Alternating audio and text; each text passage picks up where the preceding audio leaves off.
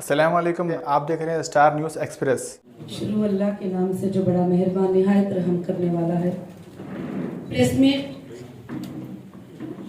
मैंने इसलिए रखा है कि आपके जरिए इंसाफ की आवाज को लोगों तक पहुंचाने के लिए।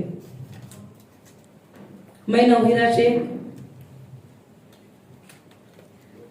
जो 1998 से हीरा ग्रुप को स्टैब्लिश किया है और मैंने इंसानियत के हुकूक के लिए, खासकर से औरतों के हुकूक के लिए, उनको एजुकेशनल और उनको इकोनॉमिक और बहुत सारे चीजों में ग्रोथ करने के लिए 25 साल तक मैंने मेहनत किया है और मेहनत करके मैंने उनको इम्प्रूव किया है। नॉट ओनली एजुकेशन, हमारे वुमेन्स में खासकर से घरों में ये तकलीफ होती है कि वो हमेशा ये सोचते हैं, खासकर से मुस्लिम कम्युनिटी के जो औरतें हैं, जो महिलाएं हैं, वो ये सोचते हैं कि हमको कहीं भी कुछ नहीं करना है। तो उनको मैंने एम्पावर किया और उनको मैंने बिजनेस के प्रैक्टिसेस सिखाई और मैंने उनको बिजनेस किस तरह से करना, अपने सेल्फ पे कैसे रहना और किसी के साथ मजबूर नहीं होना, इस बात पर मैंने उनको एम्पावर किया। और मैंने 1998 में हीरा ग्रुप को स्टार्ट किया और उसके बाद कंपनी अननेचुरल नहीं, नेचुरली धीरे धीरे कंपनीज आगे बढ़े और आगे बढ़ने के बाद में कंपनीज इनकॉर्पोरेटर हुए और कंपनीज प्राइवेट लिमिटेड में और लिमिटेड में कन्वर्ट हुए और इन कंपनीज पर जो बिजनेस चलता था वो एक लीगल प्रोसेस से बिजनेस चल रहा था। और ये कंपनी से कई औरतों के लिए, इंडिया के लाखों के औरतों के लिए ये कंपनी एक कमाई का जरिया बनी थी और उनको एक जीने का जरिया बनी थी। टेक्सटाइल में, ज्वेलरी में, प्रोडक्ट में, फूड प्रोडक्ट में, सब कुछ बस ये कंपनी बहुत स्मूथली चल रही थी। 1998 से 2008 तक इस कंपनी का ना कोई कंप्लेंट रहा, ना ये कंपनी पर कोई इल्जाम रहा। ये कंपनी स्मूथली 2018 तक ये कंपनी चलती रही।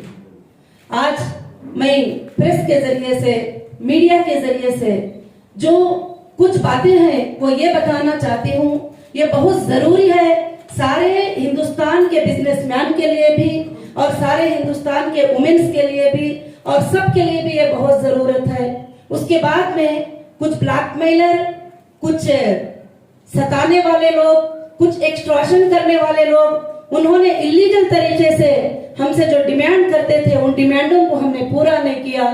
तो उसके बाद वो लोग जो है कुछ एक छोटी सी बात, एक जीएसटी का छोटा सा प्रॉब्लम आने की वजह से कुछ दिनों तक कस्टमर को पेमेंट की पॉलिसी चेंज हुई।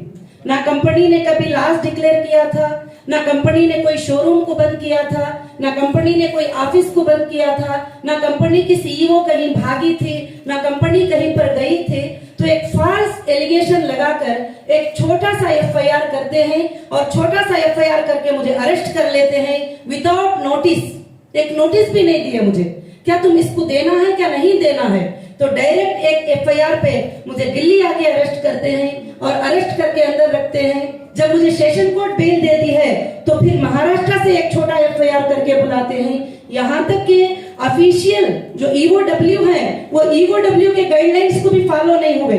उनके लिमिट्स क्या हैं, कितने पेमेंट पे एफआईआर कर सकते हैं, कितने फ्रॉड पर वो इन्वॉल्व हो सकते हैं, उन्होंने सोचा नहीं। 3 लाख पे, 2 लाख पे, 50,000 पे उन्होंने मुझे एफआईआर किया और टोटल इंडिया 2 साल 5 महीने मुझे जो है जुडिशियल कस्टडी में रखे और इंडिया के सबसे बड़े क्रिमिनल को भी 14 डेज से ज्यादा पीसी में रखना अलाउ नहीं है। मगर मुझे एक औरत होने के बावजूद भी 8 मंथ्स, मोर देन 8 मंथ्स जो है पुलिस कस्टडी में अंडर प्रेशर रखे।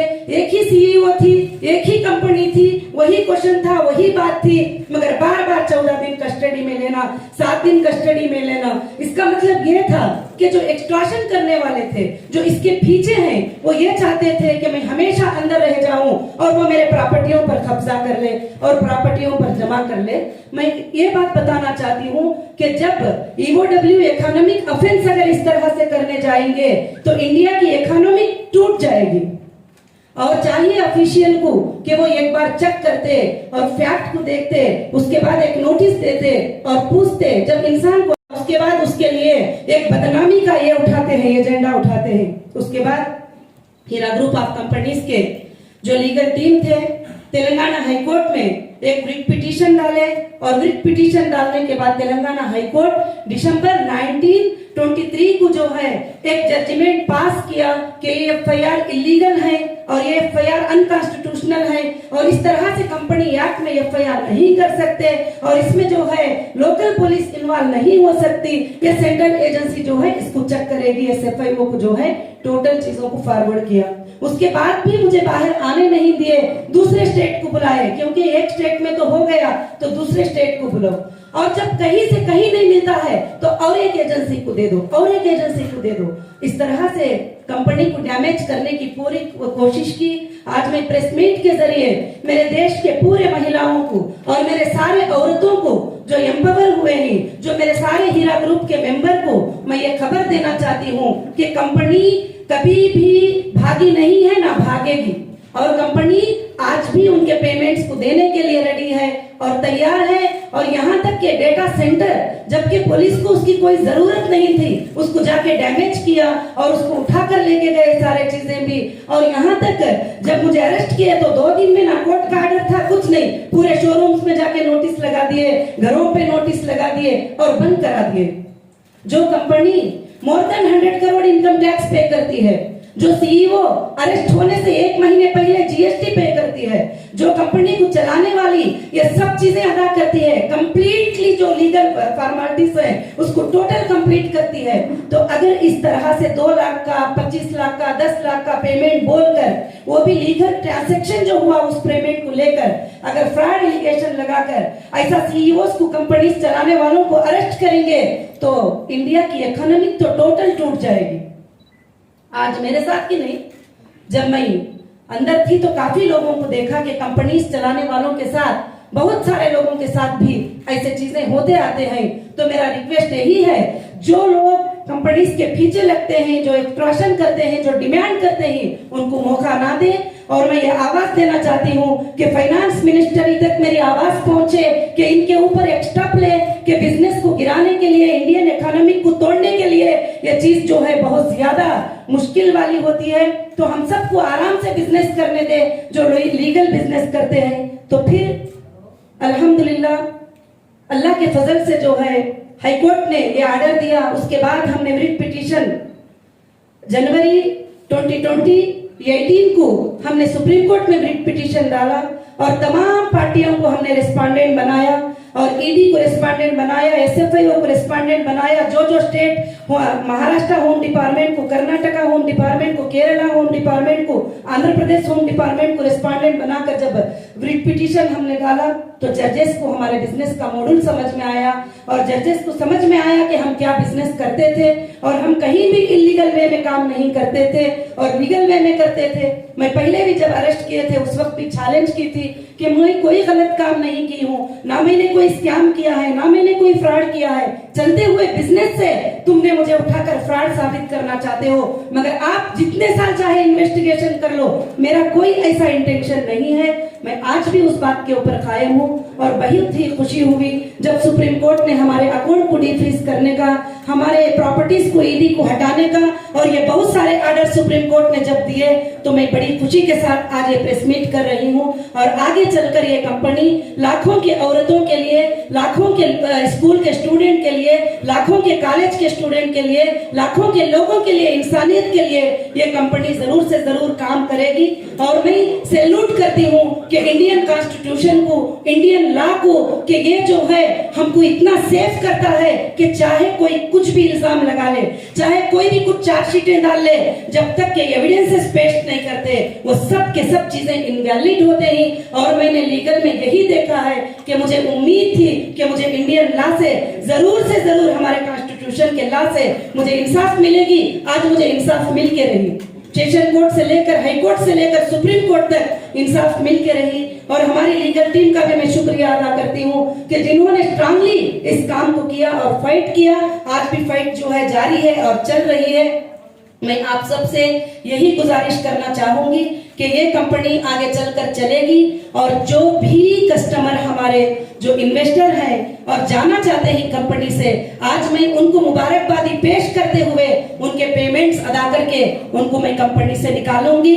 और दूसरी बात, जब सुप्रीम कोर्ट ने कहा कि जो लोग हीरा ग्रुप के साथ ट्रस्ट के साथ रहते हैं उनको लेकर आप बिजनेस करो, तो उसी तरह से जो लोग मेरे साथ ट्रस्ट के साथ रहते हैं मैं उनके लेकर बिजनेस करूंगी।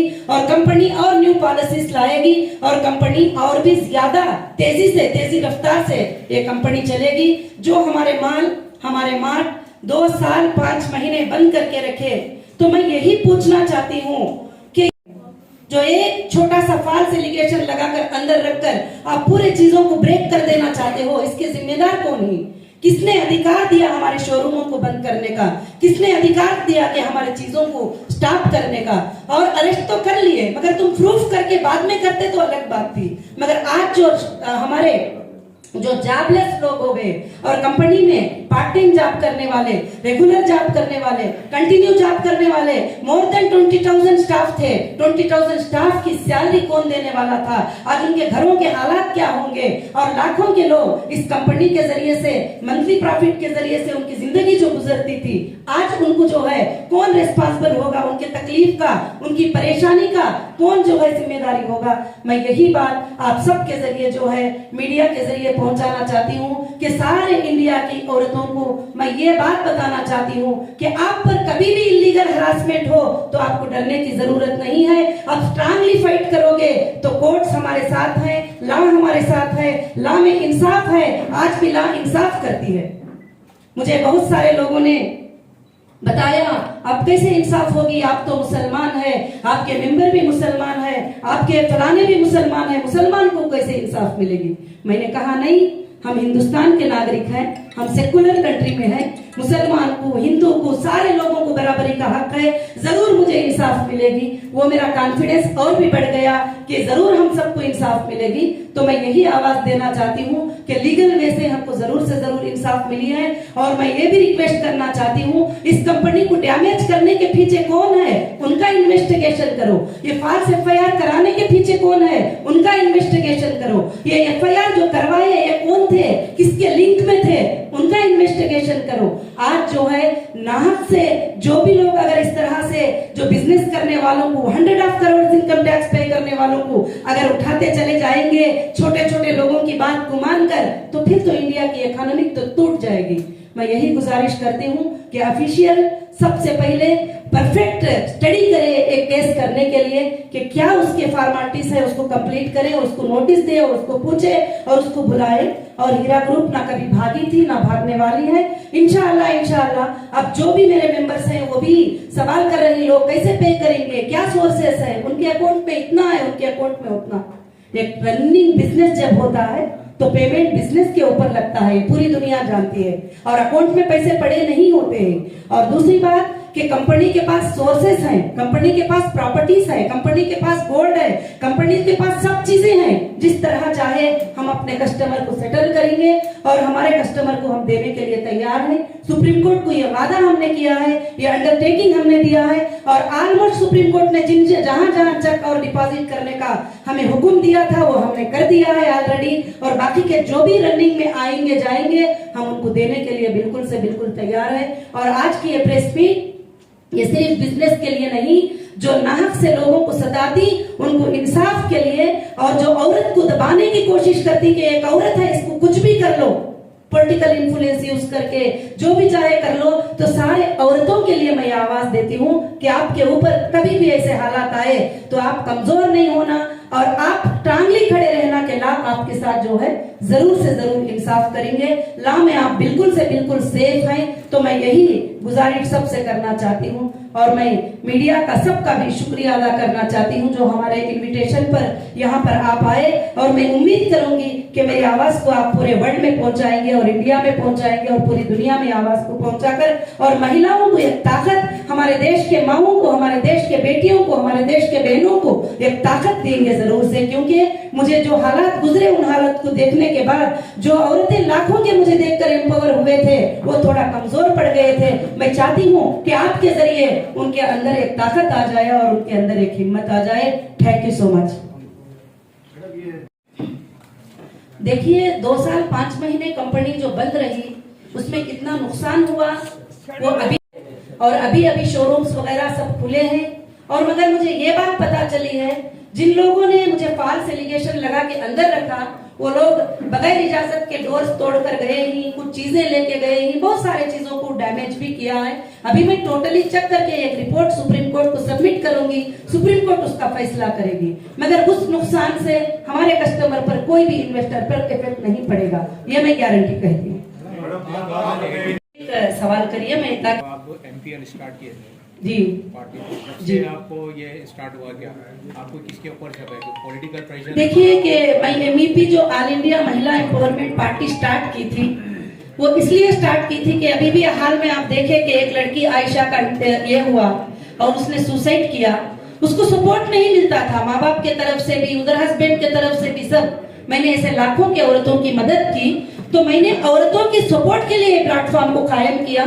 कुछ पॉलिटिशियन को ये बहुत ही बुरा लगा कि मैं औरतों को लेकर एक पार्टी को कायम किया और पार्टी का नाम भी महिला एम्पावरमेंट पार्टी और जस्टिस फॉर ह्यूमैनिटी मैंने स्लोगन रखा और मैं इसके लिए पूरी जिंदगी फाइट करूंगी। आप तिरुपति में भी एक यूनिवर्सिटी बनाना चाह रहे थे, क्या वो कंप्लीट जी, तिरुपति में यूनिवर्सिटी नहीं, तिरुपति में हमारी कॉलेज और जो लड़कियों की है वो ऑलरेडी बहुत सालों से कंप्लीट है। 1000 से ज्यादा गर्ल्स जो है वहाँ पर तालीम हासिल कर रहे हैं। अभी कोविड-19 के सिचुएशन से वहाँ अभी भी तालीम जारी है, बच्चियों की ऑनलाइन पर पढ़ाई चल रही है और 400 से ज्यादा टीचर्स वहाँ पर बच्चियों को पढ़ाते हैं। और लड़कियों को वहाँ पर मैंने उन लड़कियों को जो पूर फैमिलीज के होते हैं जो कभी भी पढ़ाना नहीं चाहते उन लड़कियों को मैंने एम्पावर किया है और वो वहाँ पर भी 1998 से शुरुआत है और इंशाल्लाह वो चलता रहेगा। जी जी, देखिए मैं एक बात तो बता सकती हूँ कि कितने क्या है वो मैं डेटा चेक करने के बाद बता सकूंगी क्योंकि डेटा को मेरे सीसीएस ने फ्रीज करके रखा है। जैसे डेटा देंगे तो मैं ही सर्च कर सकती हूँ। दूसरा मैं इस बात की गारंटी दे सकती हूँ कि अकाउंट में कितना पैसा है कितना नहीं है वो इश्यू नहीं है। कंपनी के पास इतने सोर्सेस हैं कि जो इन्वेस्टर है मैं उनको टोटल कंप्लीटली अमाउंट देकर उनको ये कर सकती हूँ। देखिए जी, देखिए असेट्स तो देखेंगे तो मोर देन तेलंगाना में 5000 जो कस्टमर को देना है वो बहुत ना देने के बराबर है और इंशाल्लाह मैं वो देकर भी रहूंगी। भले ही वो असेट्स हम खरीदे थे तो उस वक्त 1 रुपया था मगर आज उसके वैल्यूज जो है बहुत बढ़ चुके हैं और वो वैल्यूज को हम इंशाल्लाह ये करेंगे। और दूसरी बात जो भी मार्ट्स बने हैं वो हमारे ओन है, जो भी ऑफिसेस है वो हमारे ओन है, कहीं भी हमारे रेंटल लीज ऑफिसेस नहीं है। उसमें मेरे कस्टमर को मैं सेटिस्फाई कर सकती हूँ और उनको पूरा पेमेंट्स मैं अदा कर सकती हूँ। अभी तो पूरे तो अभी आप बेचना चाहे तो भी नहीं कर सकते। जी, जब्त कर लिए और काफी प्रॉपर्टीज को सुप्रीम कोर्ट ने रिलीज कर दिया है और बाकी का और भी एक फाइनल आर्ग्यूमेंट इंशाल्लाह होगा और मुझे इंसाफ मिलेगी। मुझे ये मालूम है क्यों कि जब हम देना नहीं चाहेंगे तो जब दूसरों को बेचने की इजाजत मिलती है, जब हम खुद देना चाहते हैं देने वालों का पेमेंट कितना है वो सुप्रीम कोर्ट के नजर में है। हमने सुप्रीम कोर्ट को टोटल बातें सबमिट किया है तो इंशाल्लाह हमें उम्मीद है कि टोटली हमें रिलीफ मिल जाएगा। मैडम ये 5000 करोड़ जो है ओनली इन तेलंगाना है आपके एसेट्स? हाँ जी, only in Telangana ji. Across the country कितने रहेंगे मैडम? अक्रॉस द कंट्री बहुत सारे रहेंगे, मैं अभी टोटली चेक करके नहीं बता सकती। अब्रॉड में क्या रहेंगे? अब्रॉड इन्वेस्टमेंट्स हैं? नहीं, अब्रॉड का कुछ भी इधर नहीं है। आप ईडब्ल्यू के ऊपर बोले कि उनके पास कोई सबूत नहीं मिला जी। और कोर्ट के ऑर्डर के बाद एफआईआर होते गए, जी। तो क्या इसका इल्जाम आप यहाँ पर तेलंगाना से महमूद अली को देते हैं और नेशनल में हमारी यूनियन गवर्नमेंट अमित शाह इसके पीछे है और ईडब्ल्यू के पीछे क्या निर्मला सीतारमन आपके पीछे लगे हैं? कौन लगे आपके पीछे? जी देखिए, मैं ये बात तो मैं ये नहीं कह सकती कि कौन मेरे पीछे लगे हैं। कुछ नॉर्मली पॉलिटिकल लीडर्स हैं, उन्होंने ये प्रेशर करवा कर ये काम किया है और मैं किसी पर इल्जाम देना नहीं चाहती। मैं ये चाहूंगी, एक रिक्वेस्ट करना चाहूंगी कि वो एक बार चेक करें, ऐसे गलतियों को दोबारा ना होने दें और इंडियन इकोनॉमिक को ग्रोथ करने से, वो इंडियन इकोनॉमिक गिरने से उसकी हिफाजत करें। बस मैं किसी पर भी इल्जाम तो देना नहीं चाहती। और जो कौन है, क्योंकि हम सुप्रीम कोर्ट में भी सबमिट कर चुके हैं, कौन हमारे पीछे है, हम हाई कोर्ट में भी सबमिट कर चुके हैं, कौन हमारे पीछे है वो पूरा इंडिया जानता है। इंशाल्लाह बहुत जल्द आपके सामने भी फैसला आएगा। फैसला आने के बाद मैं आपको फिर से एक प्रेस मीट करके बताऊंगा। आप साजिश कर रहे हैं, पीछे लोग थे, आप जी। उनका नाम ले रही है, आप बोल भी रही हैं कि पीछे लोग थे जिन्होंने ये किया। 2.5 साल आप जेल में रही उसकी वजह से। जी। कौन लोग हैं, उनके नाम बताइए ना। आप पूरी बात वो कर रही है साजिश में, आप कहते हैं हाई कोर्ट में बताया, प्रेस मीट बुलाया आपने। जी। आप बताइए कि कौन लोग हैं जो जिसको आप कहती है कि जो पीछे साजिश में आपके पीछे है। जी देखिए कि साजिश में तो मेरे पीछे 2012 में असदुद्दीन ओवैसी साहब ने एक कंप्लेंट करवाया था और वो कंप्लेंट फेक निकला और उसके बाद मुझे अलग अलग एजेंसियों पर उनके ही लेटर से मुझे अटेंड करना पड़ा। और आज भी जो लोग एफआईआर करें टोटल उनसे कनेक्टेड हैं और आप सबको ये बात मालूम है, पिछले दिनों में पेपर्स में भी आई है और पार्लियामेंट में खड़कर उनके एमपी ने ये बात बताया कि 50,000 करोड़ का स्कैम जो है हीरा ग्रुप ने कर दी है। जब एविडेंसेस मांगते हैं तो 50 लाख भी उनके पास नहीं है, 50 रुपये भी नहीं है। फ्रॉड किसको कहते हैं? जो अमाउंट इलीगल हो, जो अमाउंट अनट्रेसेबल हो, जो अमाउंट का मैं हिसाब ना दे सके, वो फ्रॉड होता है। ऐसा अमाउंट तो 50 रुपये भी नहीं मिल सका। और मैं इससे ज्यादा आपको कुछ बताना नहीं चाहती कि और सारे कोर्टों को ये बात पता है, जो बेसिक सेशन कोर्ट से लेकर हाई कोर्ट से लेकर सुप्रीम कोर्ट में भी हमने रिट पिटीशन में सारी चीजें जो है दाखिल किया है कि हमारे पीछे कौन है और हम गलत किसी पर इल्जाम लगाना नहीं चाहते। लीगल तरीके से जो हमारे सामने आकर हमको डैमेज करेंगी और हमने कोर्ट को उनको लीगल तरीके से सबमिट किया। तुम जब अपने कर्नाटक की बल्लारी कोर्ट से असदुद्दीन ओवैसी और उनके लोगों ने ये किया, उनके क्या इंटरेस्ट थे इसके पीछे जिसकी वजह से वो आपके पीछे पड़े हुए थे? देखिए, इंटरेस्ट तो आप देखते हैं कि जैसे हमारी टौली चौकी की लैंड है, जो बहुत बड़ी एक लैंड है, उसके ऊपर मैं अरेस्ट होने के बाद ईडी के अटैचमेंट के बाद उस पर बड़े बड़े बिल्डिंग कंस्ट्रक्शन हो गए। क्यों? उनके ही एरिया में हुए। बाकी मेरे प्रॉपर्टीज बंजारा हिल में है, बाकी मेरे ऑफिसेस बंजारा हिल्स में है, बाकी मेरे प्रॉपर्टीज कुकटपल्ली में है, बाकी मेरे प्रॉपर्टीज हर जगह ही। वहां पर कोई हिम्मत नहीं कर सके डोर के तरफ नजर भी उठाने की, मगर उनके एरिया में जो है वहां पर मेरे घरों में घुसे और जैसे एचएस रेसिडेंसी है और बहुत सारे जगह पर वहां पर मेरे चीजों पर जुल्म के साथ जो है उस पर प्रॉपर्टीज पर कंस्ट्रक्शन किया गया, बहुत सारे जुल्म हुए। और मैं जो अंदर जो तकलीफ पहुंची है वो मैं आपके सामने खुलकर नहीं बता सकती। जो उतनी तकलीफ मुझे 2012 से लेकर 2018 तक जो दी और 2018 से 2021 तक जो तकलीफ को मैं फेस की हूँ वो सिर्फ मेरा अल्लाह जानता है और मैं जानती हूँ। और आप समझ सकते हैं कि एक औरत पर इतना बड़ा प्रेशर होगा तो उसके लिए कैसी तकलीफ होगी। मैडम, आपका कहना है कि इसके पीछे जी, मुझे देखो उनके पीछे मैंने कभी नहीं सोचा था कि वो मेरे पीछे होंगे, मगर उनके लीगल एफआईआर, उनका साइन, उनके डॉक्यूमेंट्स, उनके परफेक्ट चीजें देख करके, जैसे एफआईआर में कहते हैं इनको चेक करो, ये कंपनी ऐसी है, ये फ्रॉड है, फलाना है। अब जहाँ एफआईआर कराते हैं वो सारे एरियाज में उनके लोग होते हैं और वहां पर मुझे गलत बातें जो बैठकर यूट्यूब पे बदनाम करते हैं वो लोग भी उनके लोग हैं। तो जब मैं फाइनल यही करूंगी, जो मेरे सामने नहीं है मैं उन पर किसी पर भी इल्जाम लगाना नहीं चाहती। जब आपको अरेस्ट किया गया तब से हीरा गोल्ड एसोसिएशन से रिजाइन कर चुके हैं जी, हीरा गोल्ड विक्टिम एसोसिएशन जो बनाए थे वो रिजाइन कर चुके, तो आपसे कुछ बातचीत हुई थी क्या? जी, मुझे कुछ भी मेरे से बातचीत नहीं हुई और कौन रिजाइन किए हैं, कौन विक्टिम एसोसिएशन मुझे पता भी नहीं, क्योंकि विक्टिम एसोसिएशन रखने का परमिशन कौन सी एजेंसी से मिला है? जब एजेंसीज लोगों को बुला रहे हैं, गवर्नमेंट के ऑफिसर्स लोगों को बुला रहे हैं, तो विक्टिम एसोसिएशन आप किसी के भी नाम का लेकर लोगों को यूज करके खोले तो आज कोर्ट में फैसला होगा उस बात का। इंसाफ होगी कोर्ट में उस बात की कि गलत तरीके से जो लोग विक्टिम एसोसिएशन बनाकर लोगों को पैनिक क्रिएट करके लोगों को गलत मैसेज देके जो किए वो सारा डेटा हमारे पास है, कोर्ट में क्लियर होगा ये मैटर। जब आपको अरेस्ट किया गया तब से सुप्रीम कोर्ट का ऑर्डर आने तक आपके और आपके लोगों ने पॉजिटिव और नेगेटिव दोनों चीजें मीडिया में फैला रहे थे। जी। जब सुप्रीम कोर्ट का फैसला आ चुका था जी। तो हमने कहा इधर भी नहीं देखा मीडिया में आपका ये जो भी सुप्रीम कोर्ट का ऑर्डर आया था जी। कि कवरेज ज्यादा नहीं मिला। जी। हम लोग इसको क्या समझेगा? मैं तो उसके बारे में कुछ नहीं समझती क्योंकि वो मीडिया की मर्जी होती है, जब चाहे जो चाहे वो छापे। और सुप्रीम कोर्ट का जब पॉजिटिव रिजल्ट आया, हाई कोर्ट का रिजल्ट भी आया, वो भी मैंने कहीं भी नहीं देखा।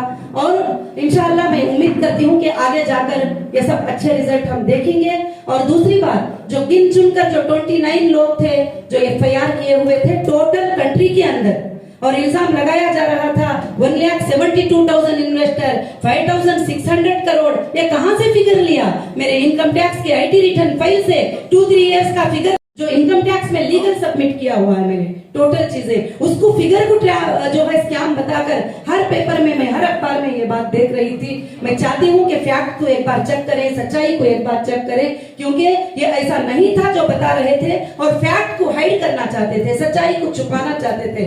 मगर ऊपर वाले का एहसान हुआ कि मुझे वापस मौका दिया कि मैं सच्चाई को आपके सामने बयान करूं। आप जब प्रेस कॉन्फ्रेंस स्टार्ट करी तो आपने कहा था कि एक्सटॉर्शन और ब्लैकमेल कर रहे थे, हम पैसे नहीं दे तो हम जी। उनको तकलीफ दे। देखिए पिछले दिनों में काफी हमें ट्रेनिंग कॉल्स आए थे। मैंने आपकी बात जी नहीं, मैं आने के बाद में मैं किसी का कॉल भी रिसीव नहीं किया, मैंने किसी से जी आप जी। अरेस्ट होने के पहले जी आप प्रेस कॉन्फ्रेंस अभी स्टार्ट किए थे, आपने कहा था कि आपको बहुत सारे ब्लैकमेलिंग एक्सटॉर्शनिस्ट जी बहुत सारे डिमांड कर रहे थे, कौन थे वो? जो FIRs कराए थे वही थे, जो 2012 से मुझे सता रहे थे उनकी ही इमेज थे। और जो है जो भी ग्रुप था वो ओवैसी साहब के तरफ से ही वो ग्रुप था जो मुझे सता रहा था और हमेशा ट्रेडिंग कॉल्स करते थे, हमें बिजनेस करने नहीं देते थे। हमारे शोरूमों में जाने के वक्त में वहां पर कुछ इस तरीके के लोग आके खड़े हो जाते थे जो हमेशा परेशान करते थे हमारे लेडीज को, हमारे स्टाफ को। हमने कंप्लेंट भी किया बंजारा हिल पुलिस स्टेशन में, हमने कंप्लेंट भी किया हिमायत नगर पुलिस स्टेशन में, हमने कंप्लेंट किया, मगर वो कंप्लेंट पे कोई भी असर नहीं होता। 10 डेज में उनको क्लियर शीट मिल जाती है, ना इन्वेस्टिगेशन होता, ना उनको अरेस्ट किया जाता। तो फिर हमने छोड़ दिए और कोर्ट को जो है परफेक्टली कोर्ट में जो है वो चीज को ये करना शुरू किए। और जो जो हमें आए हैं वो ऑडियो के साथ और हम लोग प्रूफ के साथ, कॉलिंग रिकॉर्डिंग के साथ हमने कोर्ट्स में सबमिट किया है। कितना पैसे पूछे थे? कितना पैसे पूछे? ब्लैकमेल कर रहे थे, एक्सटॉर्शन की बात कर रहे हैं, कितने पैसे पूछे? देखिए कितने पैसे करके बोले नहीं, कभी 20 करोड़ डिमांड किए, कभी 50 करोड़ की डिमांड किए, कभी बोले ये लैंड हमारे को दे दो और कभी बोले ये मीटिंग कर लो। बहुत सारे चीजें हैं जो मैंने सबमिट किया है कोर्ट में total. Madam, how it all started with Asaduddin Owaisi, आपका रेफ कैसा चालू हुआ and what exactly is the problem? मुझे नहीं पता कि वो कैसे स्टार्ट हुआ, एकदम अचानक 2012 में मुझे CCS ने बुलाया और कहा कि ओवैसी साहब ने डायरेक्टली आपके ऊपर FIR किया है, कोई और नहीं, डायरेक्टली FIR किया है। तो मैंने कहा कि वो तो हमारे इन्वेस्टर नहीं है और उनको मैं कुछ देना लेना भी नहीं है और उनका कुछ भी नहीं है, तो क्यों FIR किया है मुझे तो नहीं पता। उसके बाद उन्होंने एक इन्वेस्टिगेशन किया और करने के बाद क्लियर शीट जो है उन्होंने कोर्ट को सबमिट किया CCS ने। मैंने बोला कर लो इन्वेस्टिगेशन, मुझे कुछ भी बात नहीं है।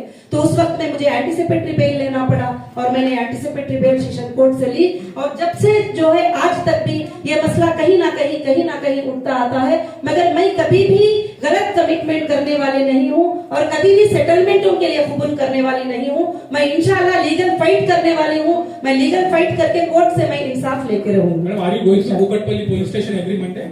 जी बिल्कुल, एवरी मंडे मैं कुकटपल्ली पुलिस स्टेशन जा रही हूँ और मैं साइन कर रही हूँ।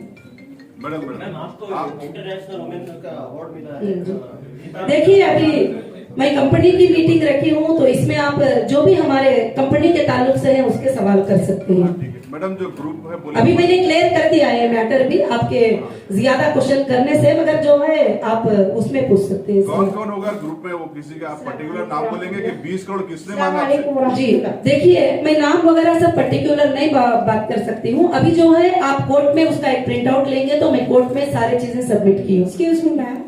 जी Just now you said that you went to, not going to Kukatpally, but Supreme Court has given unconditional bail. जी बिल्कुल जो है उसके पहले जो है मैं वीकली जो जाकर साइन कर रही थी उस पर मैं बात किया जो कंडीशन सुप्रीम कोर्ट ने मुझे दिया था इससे पहले वाले ऑर्डर में। अभी इस बार के ऑर्डर का मैं नहीं कर रही हूँ बात।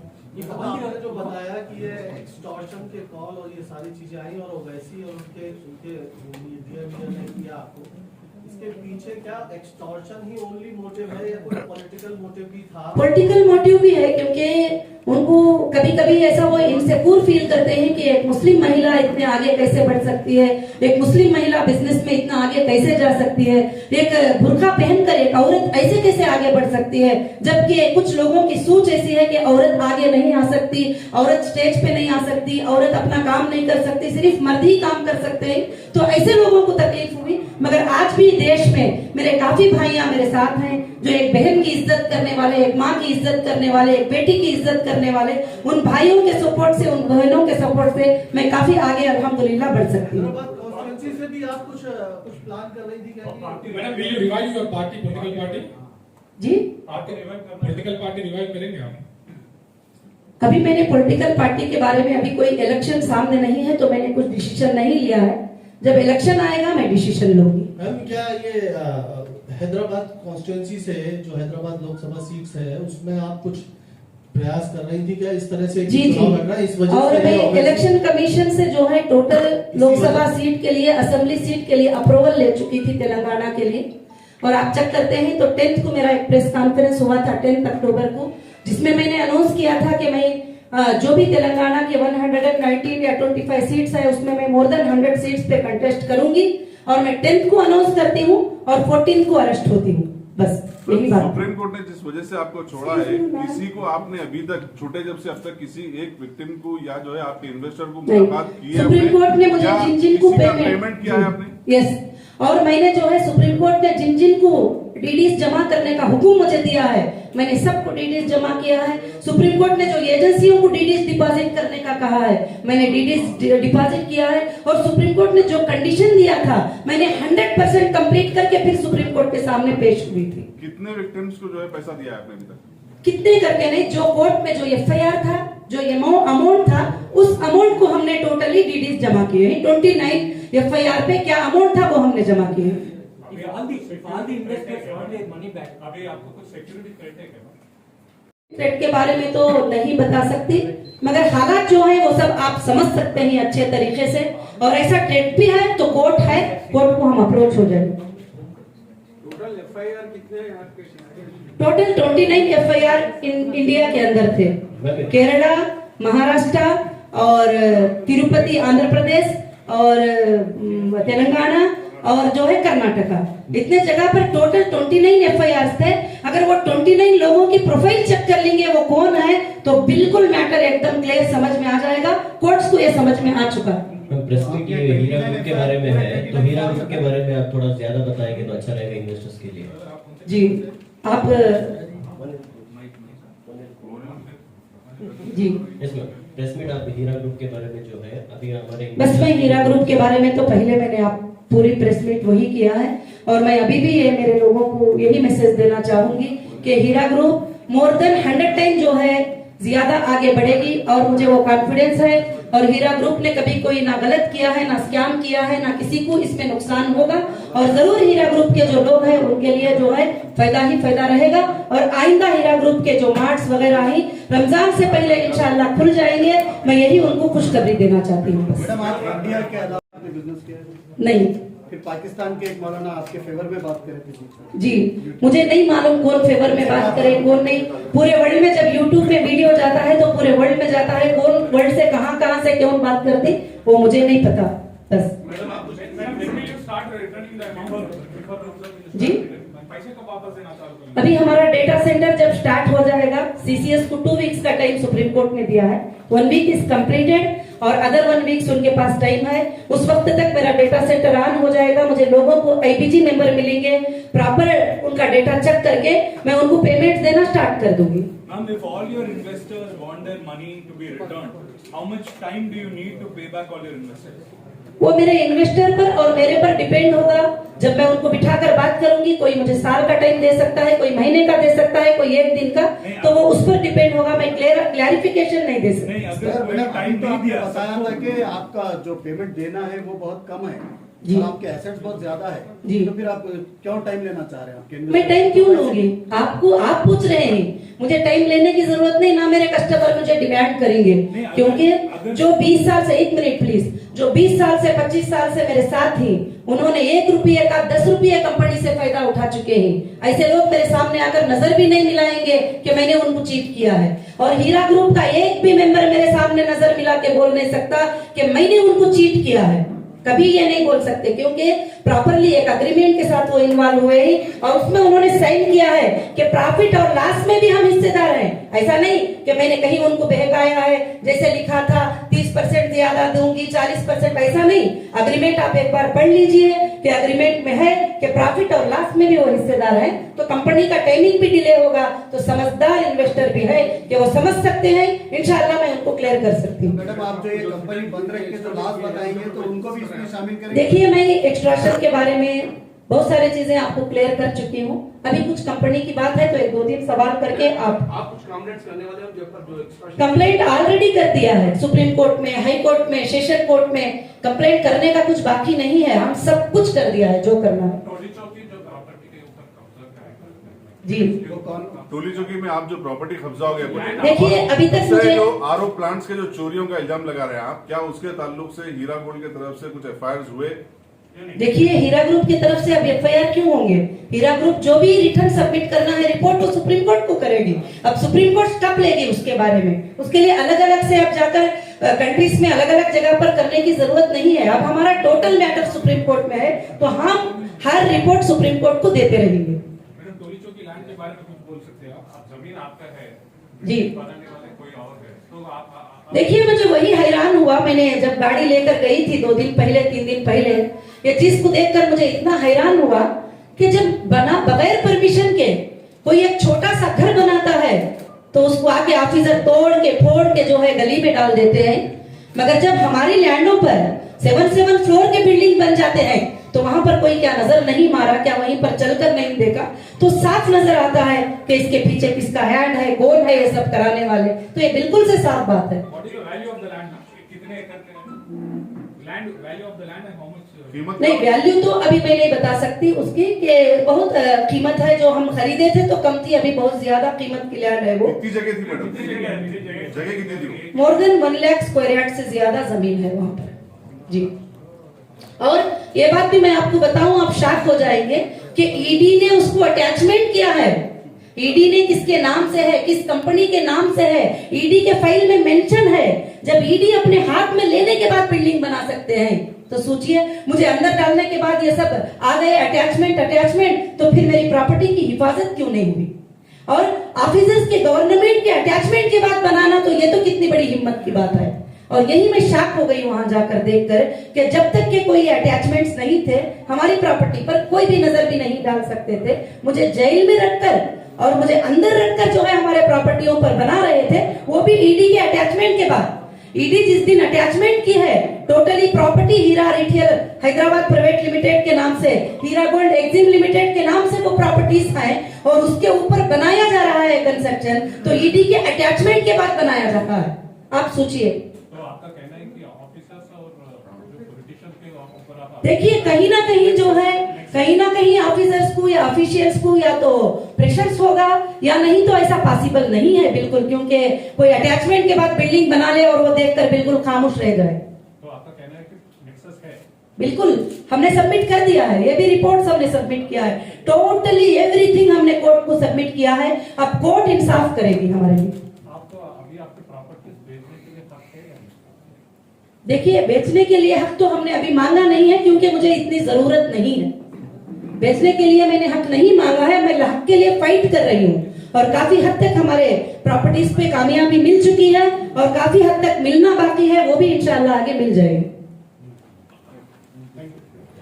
Thank you sir.